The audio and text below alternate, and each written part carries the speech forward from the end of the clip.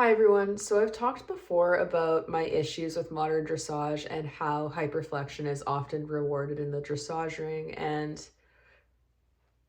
nothing has really changed. So here we are again. I was recently sent some clips of Charlotte Fry's and Everdale's performance back in December where they won their freestyle at an FEI competition. The reason why I want to talk about this is that I think that in order to promote good horse welfare and sport, our competition organizers like FEI, USEF, Equine Canada, whatever, they need to actually be enforcing the welfare regulations that they have outlined in their rule books, and they are not doing that. This isn't really up for debate. You can see it plainly in the videos that they post. The first video that I'm going to show you of this performance actually is what the FEI posted of like the highlights of this performance. You can't really tell me I'm cherry picking clips from this test when it's what the FEI chose to use in their highlight reel. Now, before we get into this, I'm just going to go over some of the common arguments that people use to deflect from the welfare problems that we see at the upper levels of the sport. I'm 1000% positive there's going to be a few of the people who are like, let's see you ride a Grand Prix dressage test at this level. You can't criticize because you're not an Olympian. And I'm not criticizing her riding. I'm not telling her how to ride the test. What I'm criticizing is the welfare problems that this poses to the horse. And fortunately for everyone who uses the excuse of me not being experienced enough to criticize modern dressage, fortunately in that case, if you're worried about credentials, my credentials for horse welfare and behavior far exceed anyone on the Olympic teams because I have studied equine sciences and it is my specialty. I'm an equine behavior specialist. So if we're going to be discussing going to the source for who is the most credible source for these types of discussions, fortunately for myself, Olympic level riders and upper level riders are not welfare or behavioral professionals, so we shouldn't be going to them for expertise on those topics. I'm not criticizing her riding or telling her how to ride. I'm simply looking at how this impacts the horse and why this shouldn't be enabled by organizations like the FEI. But before we get into this, I just quickly want to read and show you the FEI's horse welfare code of conduct so that you can understand the degree of hypocrisy that's going on here. The FEI requires all of those involved in international equestrian sport to adhere to the FEI code of conduct and to acknowledge and accept that at all times the welfare of the horse must be paramount. Welfare of the horse must never be subordinated to competitive or commercial influences. That is just the opening line, and they've already broken their own code of conduct. So a couple of the highlights that are the most relevant when we're talking about dressage tests and competitions would be their general welfare. This is section 1B, training methods. Horses must only undergo training that matches their physical capabilities and level of maturity for their respective disciplines. They must not be subjected to methods which are abusive or cause fear. There are plenty of studies showing that hyperflexion causes higher degrees of anxiety, stress, discomfort, and that it could be categorized as abusive because of all of those things. So why exactly are they allowing riders who are competing their horses in a hyperflex state to win at the upper levels and giving them very high marks if their code of conduct claims to condemn that?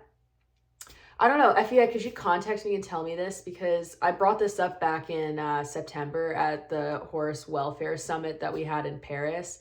And I said it directly to your director of Solidarity and basically called you guys gaslighters. No, I directly said you were gaslighting with this very code of conduct. And that whole thing was about hyperflexion. And yet several months later, despite saying that you were working on it and that welfare was important to you at that actual summit, you're still giving people very high marks for hyperflexion. Virtue signaling, that's what it is. The last one that I'm going to read from the FEI Welfare Code of Conduct is Section 5 on education. The FEI urges all of those involved in equestrian sport to attain the highest possible levels of education in areas of expertise relevant to the care and management of the competition horse.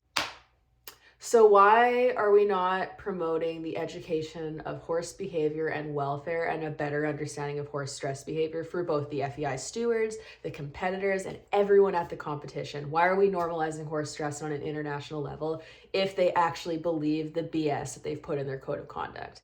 But this is just a piece of paper to try to completely take away any accountability that you could hold them to, because they can point at this code of conduct and be like, but look, we have a horse welfare code of conduct. And it's all virtue signaling BS. It doesn't actually mean anything because they don't follow it. Even in their own dressage rule book that says riding behind the vertical is incorrect, they still pin riders at the upper levels who are consistently riding behind the vertical in a hyperflex state. They give them high marks. So if these are actually what they believe, they have it in their power to enforce this and make sure their judges are doing the same, and they're simply not doing that. So frankly, I don't care what anyone says to defend the FEI. If you're actually going to buy into their media that tries to make you think they care about horse welfare when you can literally see all of the ways that they're not upholding their own statements, then you do you, but you're falling for complete BS. So these first few clips were recorded of Charlotte in Everdale before she actually entered the ring to start her test. And as you can see, even during the warm-up, he's very hyperflexed. He's showing signs of stress in these videos. You can see that his ears are turned out and staying in that position, which is on the horse grimace scale as a sign of pain. His eye is wide and his lips are tight and his mouth is gaping open. So all of these signs are signs of discomfort in the horse. Now, these clips are the ones that the FEI chose for their highlight reel of this win, where they say that Charlotte and Everdale rode to victory. And these are all hand selected by the FEI to use in their media and marketing. And they chose to post these clips. So anyone saying that I'm cherry picking, I want to point out that the very organization hosting all of these shows selected these clips. For the vast majority of the test, this horse is extremely behind the vertical, and his mouth is opening and closing pretty much throughout the whole test, at some points even going into a full gape. But you can see that in virtually every clip I've selected, as well as if you just go watch the whole test, he's very overbent and he is exhibiting signs of stress in his facial expression for virtually the whole test. Unfortunately, a lot of the clips from the FEI are a bit blurry, so to zoom in and see it, it's hard to see. But on all of the clearer clips, you can see that the whites of his eyes are showing. His ears are almost turned out, like wide at the tips for the entire test, which is correlated with pain, especially when you contribute the facial tension, the eye tension, the whites of the eyes, the gaping mouth, and so on and so forth. You can see the whites of his eyes in pretty much any clip you zoom in on, even if it's really blurry. And then the other thing is that his tongue is actually like very pale. It's like gray and blue when you zoom in on the tongue. And yes, these clips are blurry, but what I want to reiterate is that this horse is a pink snip, and you can see pinkness in his snip, and you can also see pinkness in his gums when you zoom in on certain clips, but then the tongue itself is gray blue. So I'm not really inclined to believe that it's just an issue of the lighting or the camera, because this has happened so often in the dressage ring in specific with multiple different horse and rider pairs.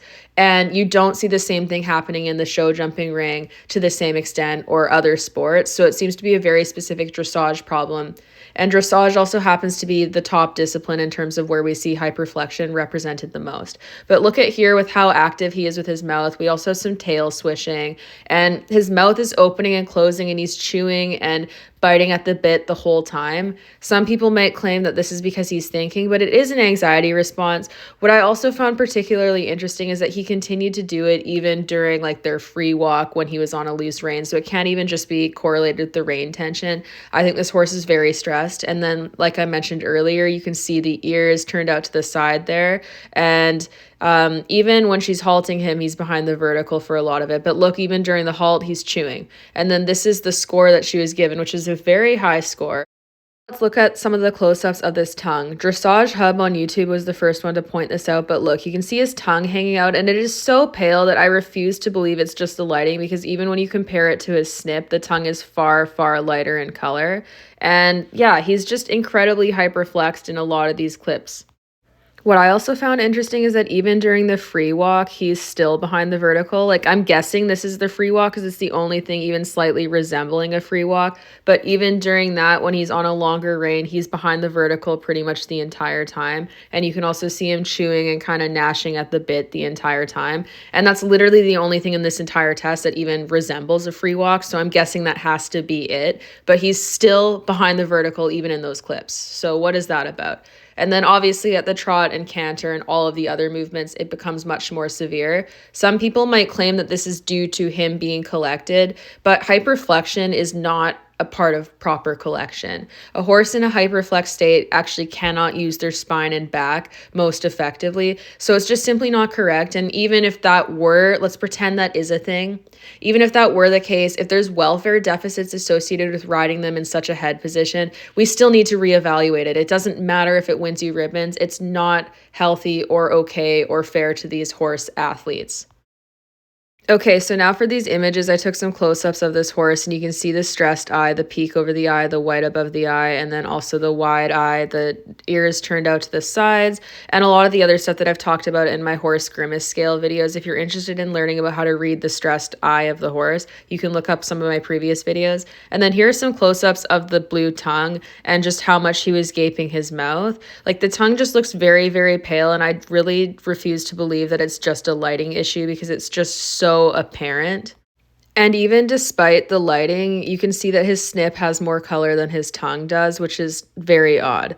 But anyways, you can also see the white of his eye in that clip despite how blurry it is. And then we'll zoom in on some of these warm-up clips. You can very clearly see his stressed white eye, the facial tension, the gaping mouth, the really tight expression that's just holding a lot of tension. It's not harmonious or relaxed or indicative of a partnership in the ways that dressage claims to be judging on. This is a stressed horse. And I'm not criticizing Charlotte or saying that she doesn't love this horse, but this horse is stressed. And if we do love our horses, we do need to look at the elephant in the room and start to change policies that enable them to feel this way and be this stressed. Like, look at the expression of this horse. We cannot pretend that this is a happy horse who's enjoying his job and isn't super stressed. And this also isn't the face of an athlete that's just working hard. It's the face of a stressed animal.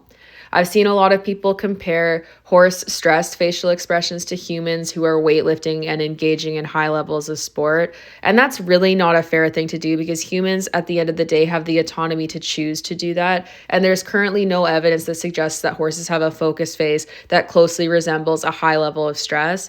And there's enough studies that we've done where we've actually tested stress markers in the body to connect them to certain types of facial expressions, or tested horses who are in pain and connected that to certain types of facial expressions. So we need to go with where the information is currently instead of deciding to pick and choose what we follow scientifically and just take what makes us feel comfortable, because there's nothing to support the idea of a focused face or that horses show pain faces just because they're working hard and focusing on a job. And until there is evidence of that, I don't really think there's any reason to defer to that, because it's just about justifying what we want to do with horses at their expense. Anyways, for those of you who love the sport and love horses, we really don't need to keep justifying this, and we can do better, but it starts with wanting to do better and recognizing there's a problem. So to conclude, I just want to reiterate that this is not just a Charlotte Fry problem. This is a problem that is being enabled and encouraged by organizations like the FEI, even at the pinnacle of the sport. They are actively and openly rewarding people for riding extremely behind the vertical and have been for years.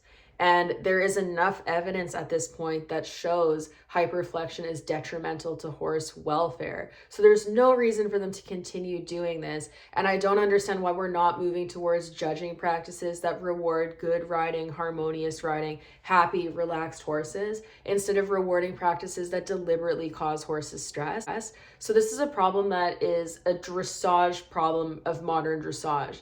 Dressage itself is not an abusive discipline. It can be done in a very beautiful and harmonious way, but the way that is currently being judged and winning so often is not that. So if we want it to be true to the sport in terms of what dressage is actually supposed to be, then the judging needs to change. And that's not really going to happen unless we really pressure organizations like the FEI to make change. What I want to remind people of is that the FEI is $1 billion corporation.